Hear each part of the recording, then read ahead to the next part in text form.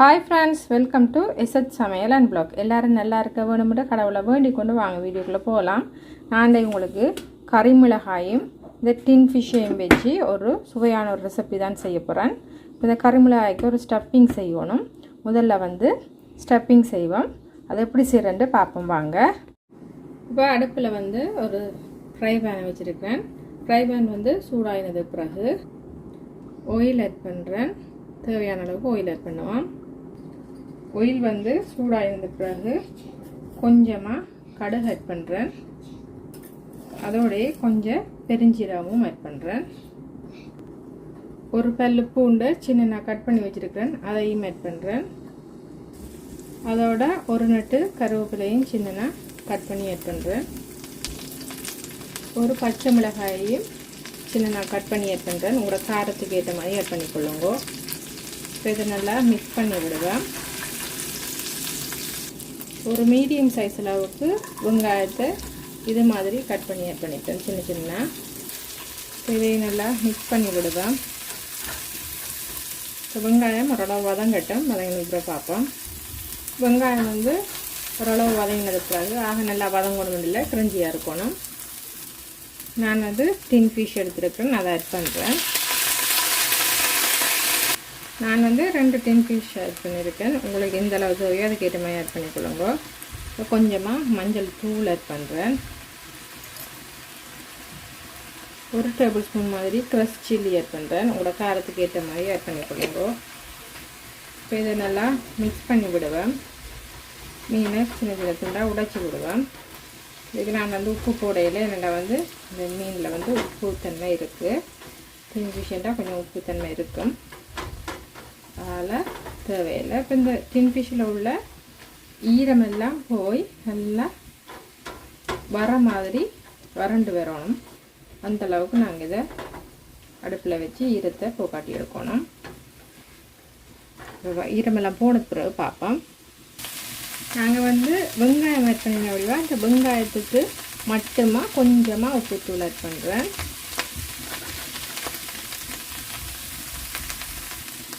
இப்போ இதை நல்லா மிக்ஸ் பண்ணி விடுவோம். இப்போ பார்த்தீங்கன்னா இதில் உள்ள ஈரத்தன்மை எல்லாமே போயிட்டு உங்களுக்கு இதோட உருளைக்கிழங்கு ஆட் பண்ண விருப்பம் சொன்னால் உருளைக்கிழங்கையும் வேக வச்சுட்டு ஸ்டஃப்பிங் ஆட் பண்ணலாம். ஆட் பண்ணிவிட்டு மிக்ஸ் பண்ணலாம். நான் இந்த உருளைக்கிழங்கு ஆட் பண்ணதில்லை, வெறும் டின் ஃபிஷ்ஷில் தான் ஸ்டஃப்பிங் செய்ய போகிறேன். டின் ஃபிஷ்ஷுக்கு பதிலாக சிக்கனில் செய்யலாம், அல்லது இறால் அவிச்சிட்டு அதில் செய்யலாம். உங்களுக்கு என்ன ஸ்டஃப்பிங் வைக்க விருப்பமோ அதுக்கேற்ற மாதிரி செய்யலாம். மிரக்கறியாக செய்கிறதா இருந்தால் நீங்கள் உருளைக்கிழங்குல செய்யலாம், மற்ற பன்னீரில் செய்யலாம்.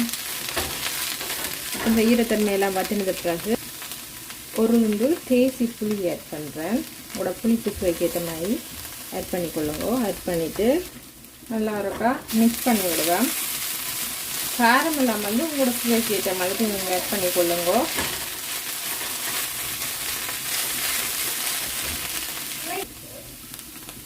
1/4 டீஸ்பூன் மிளகை இடித்து வச்சுருக்கேன், அதையும் ஆட் பண்ணுறேன். உங்களோட காரத்துக்கு ஏற்ற மாதிரி நீங்கள் ஆட் பண்ணி கொடுங்க. இப்போ இதையும் ஆட் பண்ணிவிட்டு நல்லா மிக்ஸ் பண்ணி விடுவேன். இந்த ஒரு ஸ்டஃப்பிங்கை நாங்கள் நிறைய ரெசிபி செய்யலாம். இதில் சாண்ட்விச் செய்யலாம், பெட்டி செய்யலாம், கட்லெட் செய்யலாம், மற்ற ரொட்டியோடு சாப்பிட்லாம், பானோட சாப்பிட்லாம், தோசையோடு சாப்பிட்லாம், எல்லாத்தோடையும் இதை வச்சு சாப்பிட்லாம். இப்போ மிக்ஸ் பண்ணி வேண்டாம். இந்த ஸ்டஃப்பிங் ரெடி. இப்போ கறிமிளகாயை முழுசாவே கழுவிட்டு மேலே உள்ள காம்பை கட் பண்ணி எடுத்துருக்கேன். உங்களுக்கு நல்ல ஃப்ரெஷ்ஷாக மரத்தில் பிடிங்கினது உடனே இருக்குன்னு சொன்னால் நீங்கள் காம்பு எடுக்க தேவையில்ல, அதோடையே செய்யலாம். இப்போ கட் பண்ணின கறிமிளகாயை இப்படி நல்லா நடுவில் ஒரு கோடு போட்டு வச்சுருக்கேன். அதாவது இந்த பக்கம் மட்டும்தான் கோடு விழணும், இங்கால கோடு விழக்கூடாது. இந்த கறிமிளகாய்களை நாங்கள் இப்போ செய்து வச்சுருக்கிற ஸ்டஃப்பிங்கை உள்ளே வைக்கணும். உங்களுக்கு இந்த கறிமிளகாயோட சீட்ஸ் இருக்க விருப்பம் இல்லைன்னு சொன்னால் நீங்கள் அதை கத்தியால் மெதுவாக எடுத்துகிட்டு இது செய்யுங்க. நான் அதோடைய வச்சு செய்கிறேன், அப்போ கொஞ்சம் காரமாக இருக்குமென்றதுக்காக. இப்போ இதை நல்லா இப்படி விரித்து வச்சுட்டு இதுக்குள்ளே நாங்கள் செய்து வச்சுருக்கிற ஸ்டஃப்பிங்கை பொறுமையாக பூத்தோணும். கறிமிளகாய் உடைஞ்சிடக்கூடாது. இது மாதிரி நான் எல்லாத்தையும் பூத்தினது பிறகு காட்டுறேன். இப்போ ஒரு மிளகாய்க்கு ஸ்டஃப்பிங்கை அடைச்சி வச்சுட்டேன். இதே மாதிரி மெட்டதுக்கும் அடைச்சி போட்டு பார்ப்போம். இப்போ ஸ்டஃப்பிங் எல்லாம் கறி மிளகாய்க்குள்ளே போட்டுட்டேன். பொறுமையாக தான் இது செய்யணும். மெதுவாக கொஞ்சம் கொஞ்சமாக ஆட் பண்ணி தான் அமர்த்தி செஞ்சுருக்கிறேன். இனி அடுத்து என்ன செய்வதுன்னு பார்ப்பேன். அதே ஃப்ரை பேனை கழுவிட்டு அடுப்பில் வச்சுருக்கிறேன். ஃப்ரை பேன் வந்து சூடாகினது பிறகு கொஞ்சமாக ஆயில் ஆட் பண்ணுறேன். கொஞ்சமாக கடுகு ஆட் பண்ணுறேன். கொஞ்சமாக சின்ன சீரகம், ஒரு 2 வெந்தயம் ஆட் பண்ணுறேன். கொஞ்சமாக பெருஞ்சீரகம் ஆட் பண்ணுறேன். ஒரு 2 சின்ன துண்டு கருவாப்பட்டையை கையால் முறிச்சு ஆட் பண்ணுறேன். ஒரு நட்டு கருவேப்பிலை ஆட் பண்ணுறேன். ஒரு சின்ன துண்டு ரம்பையும் ஆட் பண்ணுறேன். ஒரு பச்சை மிளகாயை 3 கட் பண்ணி ஆட் பண்ணுறேன். நல்லா இருக்கா மிக்ஸ் பண்ணி விடுவேன்.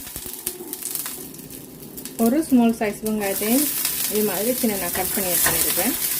இது நல்லா இருக்கா வதக்கி விடுவேன். 1/4 டீஸ்பூன் மாதிரி மஞ்சள் தூள் ஆட் பண்ணி இப்போ இதை நல்லா இருக்கா மிக்ஸ் பண்ணி விடுவேன்.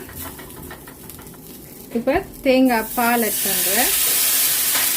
1ஆம் பால் 2ஆம் பால் சேர்த்து தேங்காய் பால். இப்போ இதை நல்லா மிக்ஸ் பண்ணி விடுவேன். தேவையான அளவுக்கு உப்பு கல் ஆட் பண்ணுறேன். இதையும் நல்லா இப்போ மிக்ஸ் பண்ணுவேன். அடுத்ததாக நாங்கள் ஸ்டப் பண்ணி வச்சுருக்கிற கறி மிளகாயை ஆட் பண்ணுறேன். கறி மிளகாயை ஆட் பண்ணிவிட்டு உங்களுக்கு பால் வந்து எந்த அளவு ஆட் பண்ண விருப்பமோ அதுக்கேற்ற மாதிரி நீங்கள் ஆட் பண்ணிக்கொள்ளுங்க. ஆக தண்ணியாக இருக்கக்கூடாது. இப்படி பிறந்த பாத்திரம்னா இந்த கறி மிளகாயும் வேகும். இப்போ நான் இன்னும் கொஞ்சம் பால் ஆட் பண்ணுறேன். தேங்காயில் 2ஆம் பாலும் 3ஆம் பாலும். இதை வந்து நிமித்தின மாதிரியே வைங்கோ. கறி மிளகா குயிக்காக குக் ஆயிரும். இது கொதிக்கட்டும்.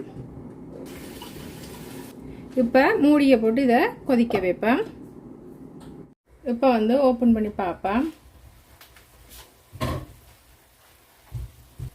இப்போ பார்த்தீங்கன்னா தெரியும் கறி மிளகா ஓரளவு குக் ஆகி வந்துட்டு சரியாக விடக்கூடாது.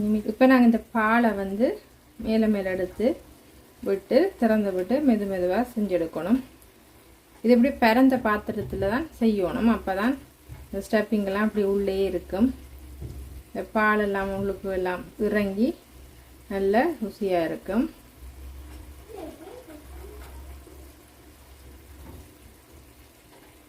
இந்த ஸ்டேஜில் வந்து நான் தேங்காயோட தலை பால் ஆட் பண்ணுறேன். உங்களுக்கு எந்த அளவு தேவையோ அதுக்கேற்ற மாதிரி நீங்கள் தலைப்பால் ஆட் பண்ணிக்கொள்ளுங்க. இப்போ மெதுவாக மிக்ஸ் பண்ணி விடுவேன். ஆக கரண்டியை போட்டு இது செய்யக்கூடாது. சும்மா லைட்டாக தான் இது செய்யணும். கொதிச்சத பிறகு நாங்கள் கரண்டியால் மேலே விட்டு தான் இந்த கறியை கிட்ட செய்யணும். நல்லா இருக்கும்.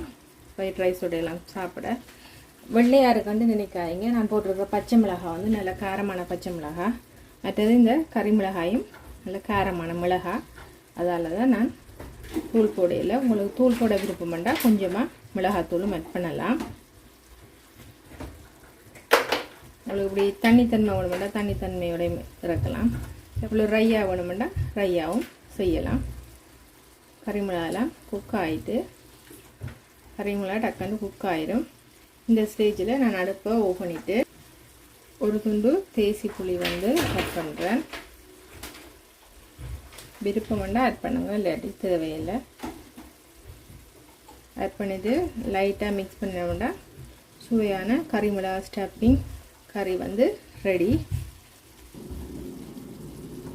இதுபோல் நீங்களும் செய்து பாருங்கள். செய்து பார்த்து எப்படி இருந்தாண்டு கமெண்ட்ஸில் சொல்லுங்கள். இது வரைக்கும் என்னோட வீடியோ பொறுமையாக பார்த்து எனக்கு கமெண்ட்ஸ் பண்ணி ஆதரவு தர அனைத்து நல்ல உள்ளங்களுக்கும் ரொம்ப ரொம்ப நன்றிகள். இன்னும் ஒரு இன்ட்ரெஸ்டான வீடியோவில் நான் உங்களை சந்திக்கிறேன். அது வரைக்கும் பாய்.